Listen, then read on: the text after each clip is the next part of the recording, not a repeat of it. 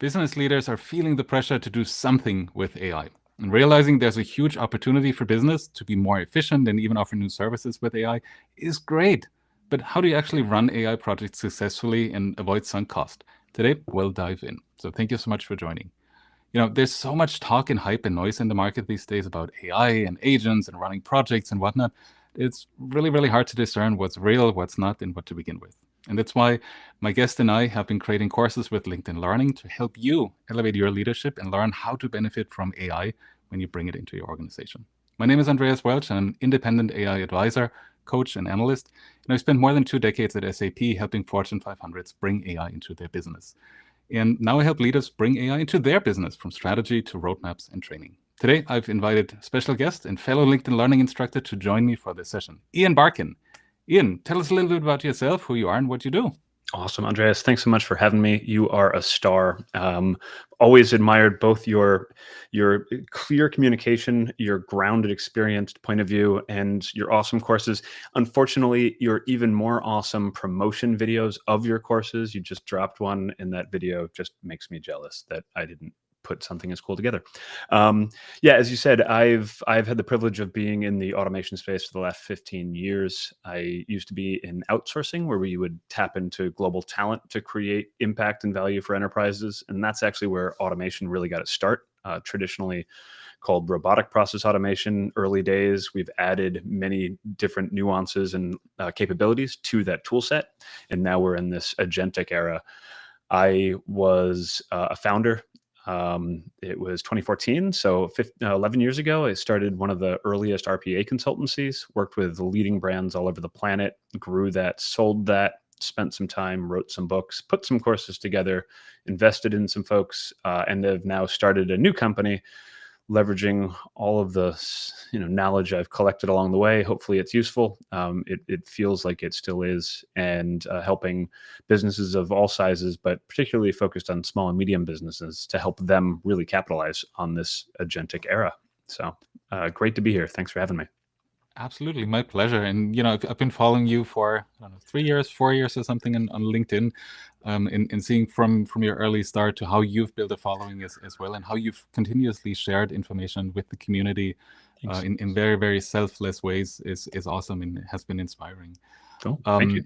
Yeah, you said you've been doing this for a while. I've seen this cyclical motion of, hey, we have this great technology, we need to do something with it. Here are all the awesome ways that you can use this. It's revolutionary. It'll change the world. It'll change business forever. And then, well, people start using it. They see, well, maybe it's not that great in all these ways. Vendors are maybe exaggerating a little bit. Things are a little harder. In our organization, we're not quite there yet. So I'm really looking forward to our conversation today because, like I said, 2014, that was really early days with RPA. But I feel in many ways we're seeing the same things that you've seen with RPA that I've seen with machine learning, with generative AI. And same. Right? Maybe you in the audience have seen some of the headlines too, right? A couple of weeks ago, MIT came out with a study and with results and said 95% of generative AI projects in businesses are failing. And it's been a highly controversial study because at the same token, they also pushed their own framework and said, we can help you do that. Occasionally that might happen.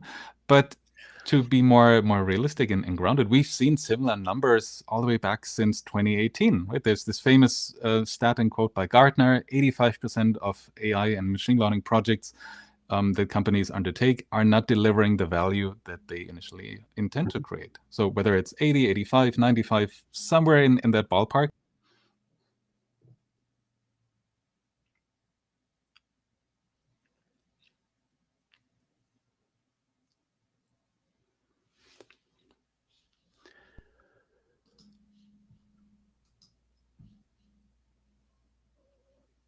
You back?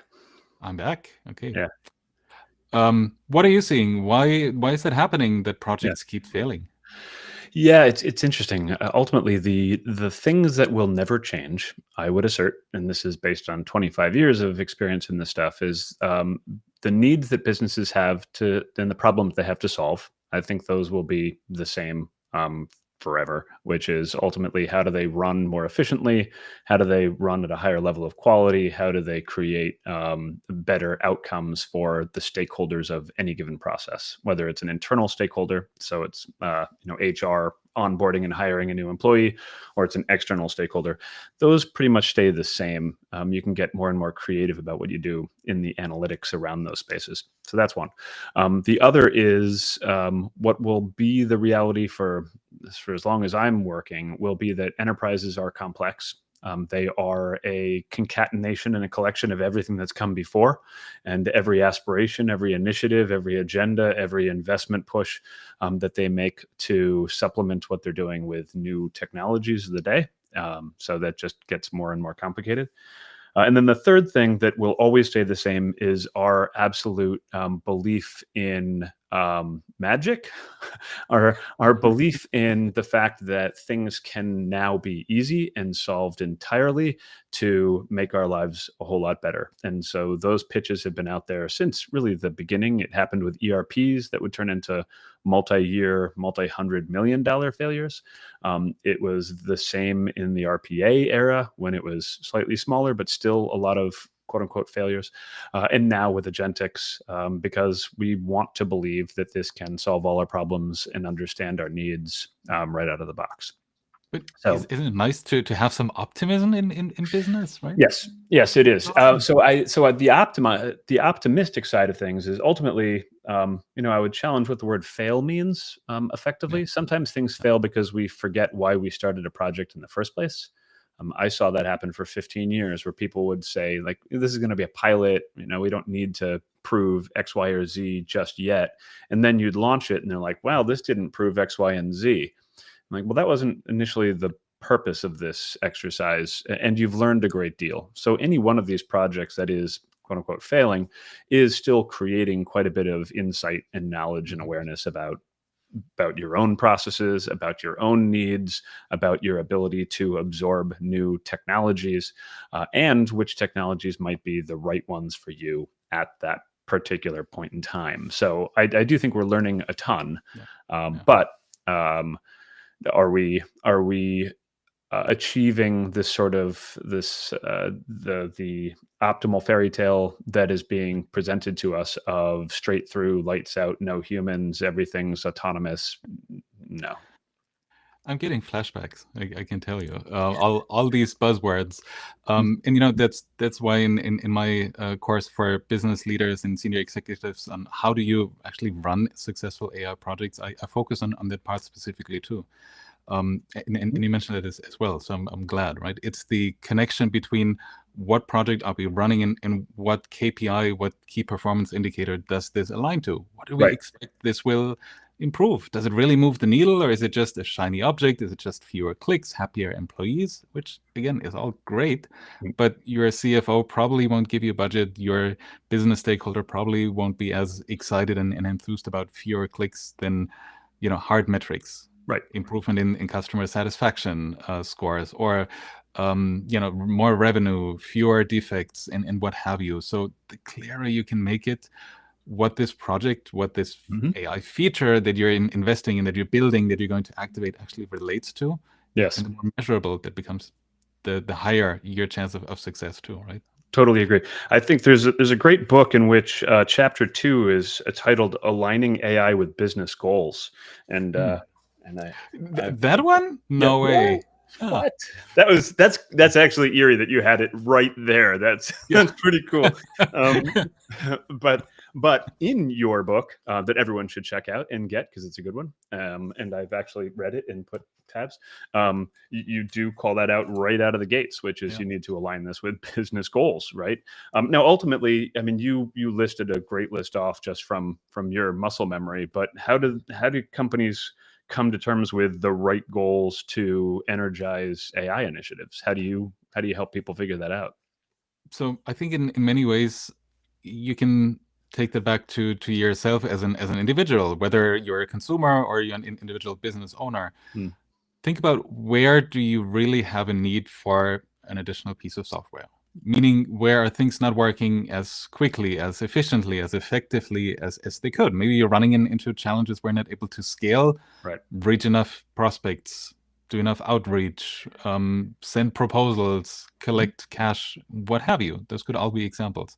But figure out what are the 1, 2, 3 things where you're really struggling, and look what vendors do I already have in my portfolio. What do I have as part of my environment, as part of my software stack? And do these vendors actually already offer AI? You'll be surprised. There's a high probability that they are offering AI. Most vendors have been adding it over the last 2.5, 3 years, or even longer. And then see there, can we use this? Is there an incremental uplift in our subscription or license fee? And justifying the cost, would we achieve something meaningful and save more than we actually spend? So to me, that's one really important thing. Just going out and trying as much AI as you can and throw spaghetti on the wall and see what sticks shouldn't really be your strategy. It can be an approach, but you likely won't get the same impact and benefits. Right. Yeah. So something I saw too in the space, and I used to call it the scalpel stat problem, and I'll explain. So in an operating room, if a doctor asks the support staff, a nurse in the operating room, for a scalpel stat, like immediately, I need a scalpel immediately, that nurse is able to grab exactly the tool that doctor has asked for and hand it to them, and they can use it immediately to do the thing a scalpel is specifically designed to do. And there's a clarity to that in just nomenclature, naming, convention, function. If you were in the same sort of scenario at work and asked for AI, I assert that AI fails the scalpel stat test. Yes, right. There's Because a nobody whole knows bunch of different tools and things. And nobody knows what AI is. So if I were to say, Andreas, AI stat, like I need that stat to solve a problem, you'd be like, I actually don't know what yes, you were talking about, and I'm not even sure you know what you're talking about and what's going on now. And so fascinating to me is that the term AI has survived 70 years now and just continues to carry enough impact that we still use it when we discard other words as we go. Like marketing gets tired of some things and we just sort of leave them along the side. But AI is here with us. It still doesn't mean anything clear enough for an enterprise to have an AI strategy. They need to align around, as you said, the particular things they're trying to get done. Yeah. In most of the research I continue to do, I just ran a webinar last week with several hundred participants, and we asked questions of them. They were all in finance and accounting. And we asked questions of them of where are you on this journey and what areas are you most sort of excited to or planning to apply these capabilities. And lo and behold, still most people are early on the journey and most people are focused on sort of task level, discrete components of work that they understand, that they can wrap their head around, that they know is a source of friction in a thing that they do. And that's still where we are. I mean, that's, I think, where you need to start. Bigger, more esoteric promises of the agentic era, that this can be autonomous and self-learning and all-knowing and lights out, and isn't helpful just because it doesn't fit the way that we think about our work, the way that we buy, the way that we implement, the way that we maintain and manage. So now then, when you take this one level deeper and you say, okay, let's talk about how do we execute, how do we run a project. One of my biggest learnings has been that in business, if you go to college or even take certifications like your PMP, project management professional, projects are usually linear. We start here, we define a couple steps, and then we end there. Well, guess what? Your AI project, whether you build a model, whether you bring in generative AI, whether you look at agentic AI, that is anything but linear. You rather have cycles. You have an assumption, you have an idea, you prove the hypothesis or you disprove it. You need more data, you build a model, you test this, you move it into production, and then the fun starts when you operate it and continuously maintain it. So this notion of we have a project, a start and a finish, and 3 months from now we'll be done, a lot of times isn't realistic. So successful projects in AI also mean raising that expectation to your leadership, who are getting pressure, who are probably giving you pressure to do something with AI and figure this out. Yes. Right. It's iterative. in some ways like a research project. It shouldn't become a science project, to be clear. So it needs a measurable outcome. But then also saying at the end of the day, well, we've run this for maybe 4 months, 5 months now. Every month we get into a cadence with our stakeholders, and we review what have we achieved in the last 4 weeks. Are we making progress? And maybe at some point you get to this situation where you say, well, we're not making progress as quickly as we thought. We're not seeing the results we need. Maybe you need more resources, more stakeholders, like subject matter experts giving you information. You need different data. You need to look at the problem in a different way. Yes. Again, 80% or more of projects fail, so it's not uncommon. But it's also important to decide when to pull the plug and not keep throwing good money after bad, hoping that the next turnaround is just around the corner. I've been there myself too, and I've made that mistake. And it's painful and it's costly because there's so much hope, but still at some point you need to look each other in the eye and say, well, it doesn't really make sense to continue that. Right. And then what I found extremely helpful, and I talk about this in the course too, is once that happens, you need to create this culture, ideally beforehand even, and say, this is a learning culture. Failure doesn't mean it's the end or it's detrimental, but we're learning something from this that we can apply to the next project. The kind of change that leaders need to lead as well and have that awareness for. Right. No, completely agree.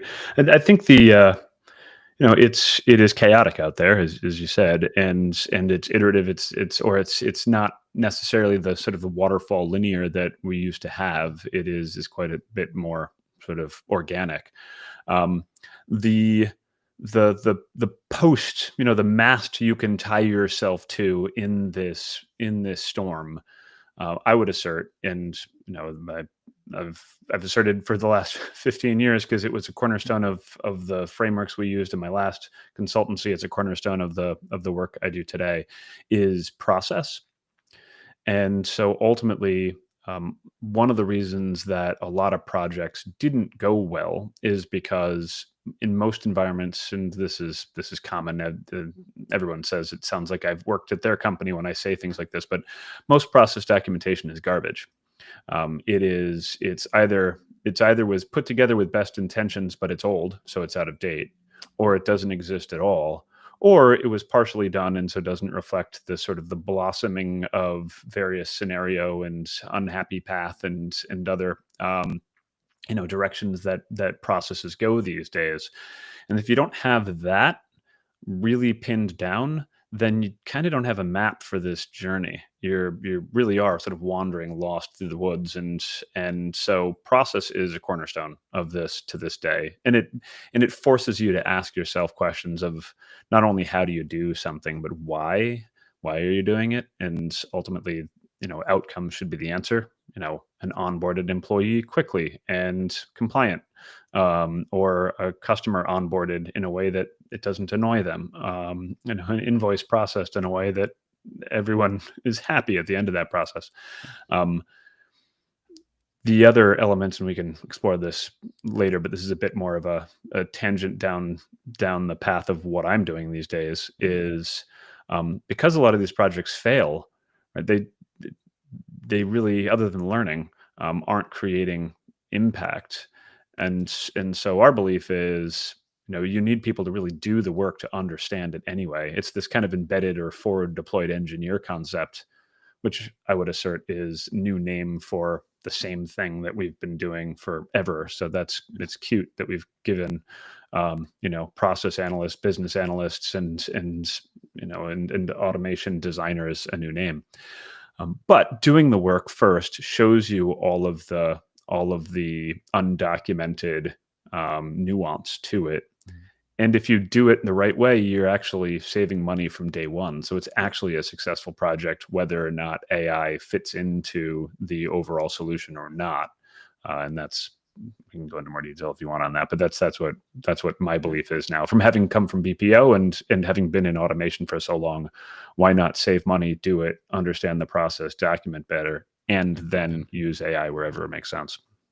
I love that. We've obviously talked about this for a little bit before coming on the show, and that really resonates with me too. And also the part about there's no documentation. I've recently worked with a client, and there was no documentation about the process. So step one was asking the person during this process, hey, can you list the steps that you do on a daily Mhm. basis and how long does it take? And then we look at where the opportunities, the biggest opportunities to increase the level of automation with the help of AI or with agents, Mhm. and then move from there and build the rest around it. So similar to what you've shared. Well, and Um, the challenge I saw was sort of a, a process expert slash subject matter expert is from Mars, automation consultant is from Venus, in so much okay. as the questions you were asking them, they were answering as best they could based on the way they understand what they do. And you were asking it with a specific end in mind of like understanding, the details you would need to convert into a solution design document. And Yeah. so there's always a dissonance there. I mean, the number of projects, and this is going back 15 years, the number of projects where we would configure and effectively pilot and launch something, and then they'd go, well, that's not how we do it. And then we say, well, here's the document with your signature that Yes. says this is what you do, and you approved us to build it. I'm like, oh, a client once said, like, yeah, I said we do it that way, but we don't really do it that way, was their comment. I'm like, Okay. awesome. Where do we No, go from here? How's yes, sounding? exactly. Mhm. So now, like we've said a couple of times in the last couple of minutes, we're both LinkedIn Learning authors. My recent courses have been focusing on agentic AI, how you bring them into the organization as a leader, how to mitigate risk in AI projects as a leader. I just come back from Carpinteria in California and recorded additional courses with LinkedIn Learning that'll be out soon. You've been a LinkedIn Learning instructor and author for a long time, much longer than I have. Maybe talk a little bit about the courses that you have on the platform and what Yeah. learners can take away from them. Yeah, happy to. I loved it. I used to use LinkedIn Learning to take courses on like photography and stuff. And I bumped into at a conference somebody from LinkedIn Learning, and and didn't let them leave my presence. Like, I want to do courses on this library, and so I actually had the first RPA course on LinkedIn Learning. It was 2018 was when the course Hmm. originally dropped. Yeah. And then it sort of blossomed from there. So we did RPA, did intelligent automation, because that's where the naming convention moved to include things like machine learning, intelligent document processing, conversational AI. Um, I've got a course on where to apply automation, process automation, another course on conversational AI, another course on and now on AI and agentics for small and medium businesses. Hmm. And I've loved it both because it's fun to teach. It's really fun to go and record these things, as you know. Yes. But it also gives us a unique sort of finger on the pulse of where folks are. Hmm. Because to this day, I'll get people commenting on my oldest course, the robotic process automation course, saying that they'd never heard of it. They just learned about it. That's really exciting, and the course really helped them to understand it. And so it just drives the point home that if you're at this sort of bleeding edge in this small fishbowl where it's very noisy and everybody's talking about, today everyone's talking about A to A and MCPs and RAG and whatever else. The fact is, most people don't even know what those acronyms mean. They've never heard of this stuff, and they're kind of just busy getting their day job done. And so it's really rewarding to have the content out that you and I put out, and I love doing it. Yeah, same here. For me, that also means sitting down and thinking through a problem that I see is emerging, and how do you structure that, and what's the advice and guidance you would give Right. to somebody looking to learn about this. So Yeah. for those of you in the audience, if you haven't connected with us yet, or if you would love to learn more about our LinkedIn Learning courses, you can find us on LinkedIn Learning. Snap a picture of the QR codes here and see all the richness of content, of information that's available on LinkedIn Learning from both Ian and myself. Do you know if are your courses CPE worthy? Have you gone through that process One yet? of them, yes, Okay. one of them you can also get professional credits for. I, Yep. I think if you're in the accounting space, Yeah.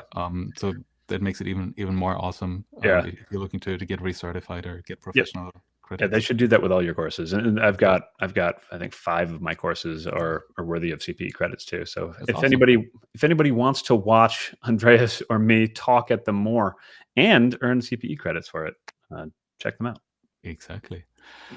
So, what I see in a lot of conversations with companies, and these days I'm working more with small, medium-sized businesses, is the question of when do I need some kind of formal program around this? Is it at the 50 person company level, 250, 500 people? Do I even need more structure around this, or do I just say, hey, go buy what you need and report back what you're finding? What do you see there? Obviously, with Magentic, you're helping companies already get benefits of automating processes with resources, with agents. But what do you see there around programs, around governance? Is it a must for everyone? Is it a nice to have? It's a great question. I mean, ultimately, literally every discussion you have, and you know this, with a company is different. Like every company is made up of a different group of folks with a different set of experiences and backgrounds. Sometimes you've got some solid IT folks with IT experience who can, spearhead some of the initiative themselves and define it and oversee it. Sometimes, in what I find in most small and medium businesses, is they're good at what they do because they've been focusing on that. And so they don't have big IT teams. They don't have teams that go to the conferences and spend time on LinkedIn necessarily, trying to stay up to speed on whatever the hype and the buzz of the minute is. And so in a lot of cases, I think, why not partner, right? And many of those companies are service provider partners themselves, right? An accounting firm exists because I don't have time to become an accountant, and it would be dangerous if I did. I use an accountant, I use a lawyer, I use various different services. So find good partners, right? Find good partners who can help you think through the strategy, who can help you sort of cut through the really the noise, the smoke, the crap that's out there, because you can spend a lot of time just trying to struggle through the noise. And so that's part of my answer. The other is, again, it totally depends. Sometimes I talk to companies that have been outsourcing for a while, so they've got some of the exercise in mind of what are the processes that are core to us and what can we trust to someone else, a third party, either other humans or automations of some form. They played with prior versions of automation. And I guess the only thing to make my answer just that much longer, and so I can control more airtime, is that technology is certainly getting more democratized. It is getting easier for people to trial and test and to prototype and turn ideas into some form of application or workflow. It doesn't mean that that's all you need to do, because many of these democratized tools like vibe coding, like Gen AI, gets you started. But if you needed to be more robust, more secure, and maintained, if that's not your day job, then go look for help to do that as well. I think that makes a lot of sense. Recently I've been working with a software company, and said we're seeing so much momentum internally. Our employees want to use AI, Mm. and they're running down the door and say, I need this, I need that, I need that, I need something here, I need something there. How do I manage all of this without stifling innovation? I want to be innovative. I want to give these tools to our employees, but at the same time I want to make sure that we're not overspending, that we're not using different tools for the same purpose. Can you help us think through that? And to me, that is probably the nucleus of some kind of a program or governance. You don't have to build everything yourself. Maybe you don't even have to build anything. Right. But think of putting a simple survey in front of that process, right? What are the tools? What's the tool you're looking to acquire? How much does it cost? What do you expect it will save? And how will you measure it? And then evaluate it together, maybe somebody from IT with the person that's requested it, and say, does it make sense? Is that an investment we should be making? And then maybe a quarter, 2 quarters down the line, after they've used it for some time, go back and say, well, half a year ago you said you expect to save a certain percentage or a certain amount. Right. Would you say that has happened, or should we be looking at different tools or a different approach? So it doesn't have to be your huge one-pager, send it into a committee, 3 months later you'll hear back whether or not we'll move forward, and then we'll make $1 million investment type of thing. that scales for larger organizations, but it can be super lightweight too. And to me, again, tying that back to successful projects means, again, what are we trying to achieve? How will we measure it? And then coming back after you've implemented to see, did we even achieve that? And if Right. not, pivot. It's fine.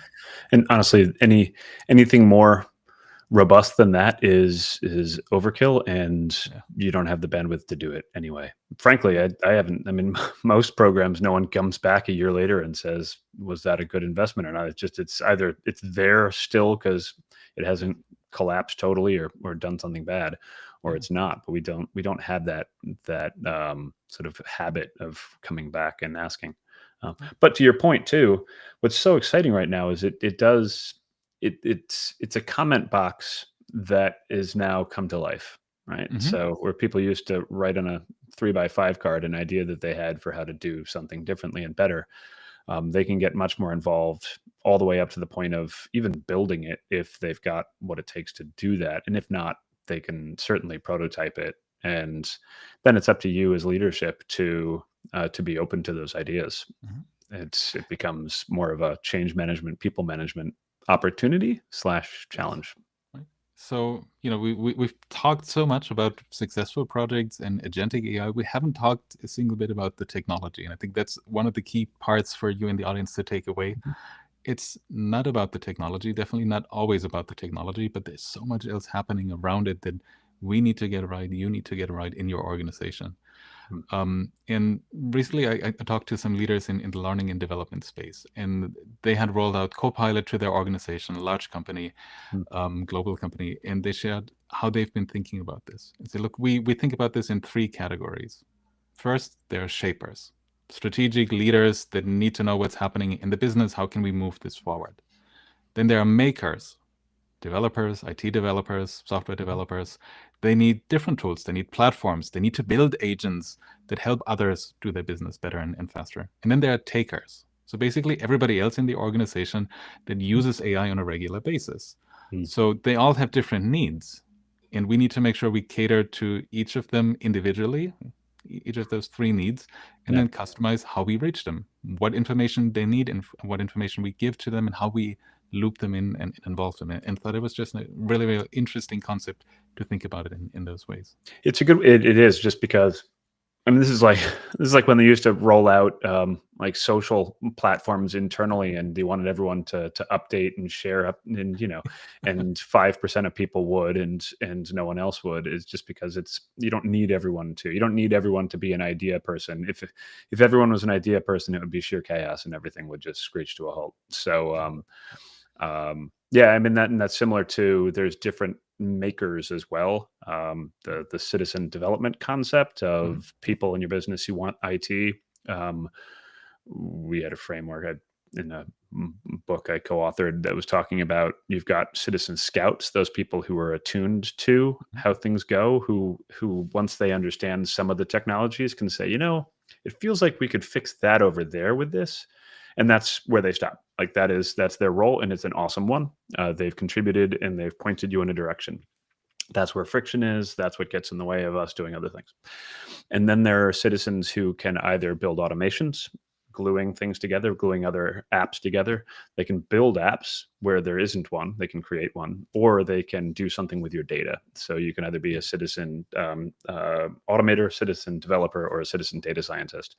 And whatever we call it now, if citizen has gone out of fashion, the technologies available allow people to play all of those different roles, which makes management just that much more nuanced and complex, of course, but also, especially in the small medium business space, gives you a real potent toolkit to tap into to leapfrog other competitors, to punch above your weight, and to be competing against the large enterprises that you wouldn't have been able to before because they had more robust systems in place.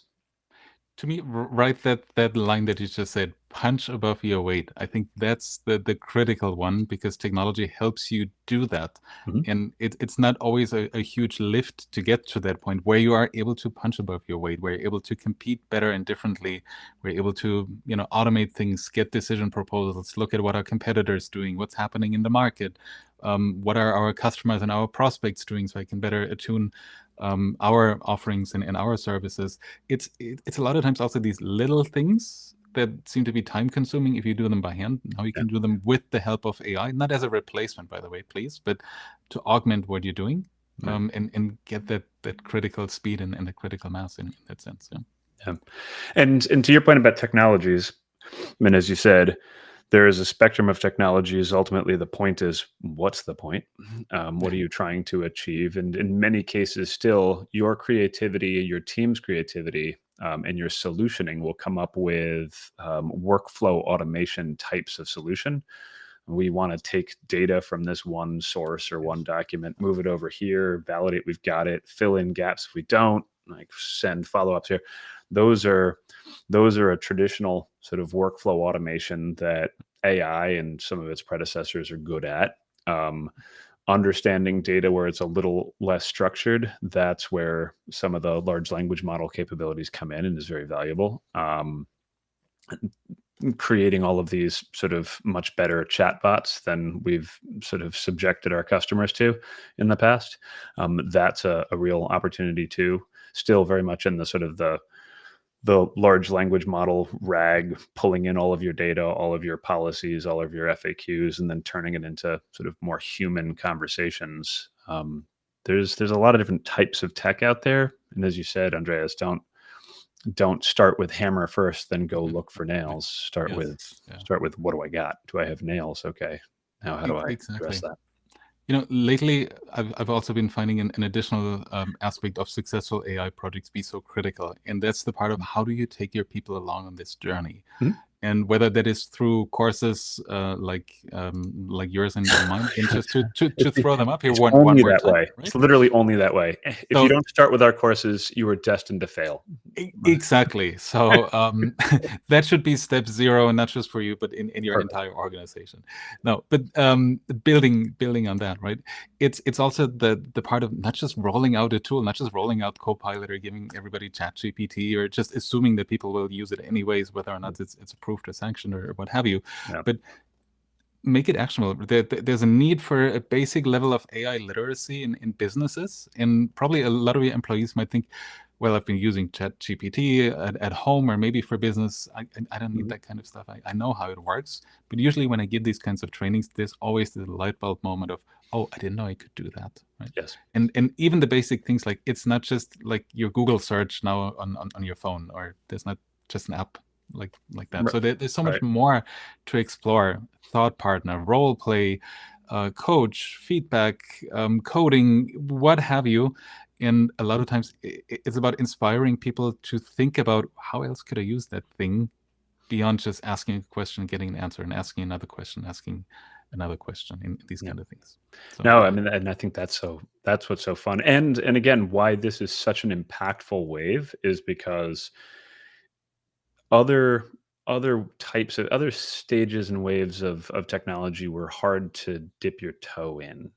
It was hard to sample an enterprise resource planning system. It was hard to just tinker with a CRM system. It was hard to just like try, and any number of other.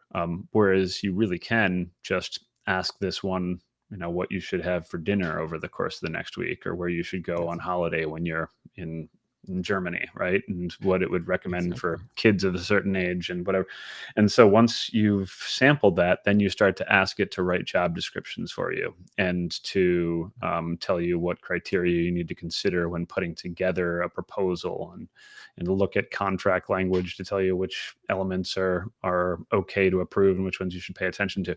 You start to really sort of expand your own aperture and use it for more and more. And that's what most enterprises need now, is just that fluid, creative thinking from everybody, whether they use it all the time or not. You don't need everyone to use it all the time, but certainly is accelerating everything we do in every walk of business.